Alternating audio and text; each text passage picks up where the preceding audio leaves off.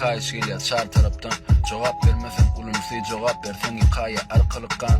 Öz agrymyny da garp bolanken, hakyky ferasamam galp bolanken.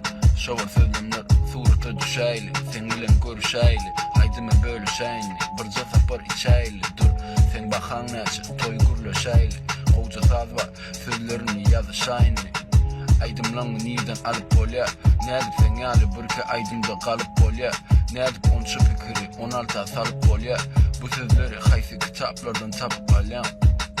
Näçe görnüň okuymak şin baran ýerine. Kategoriýalar menden agyr jogap beremdi. Meşgullyk bilen meşgul bolmagansa, kynhalanmajak zady aýtmak ýürek dünýasy däl.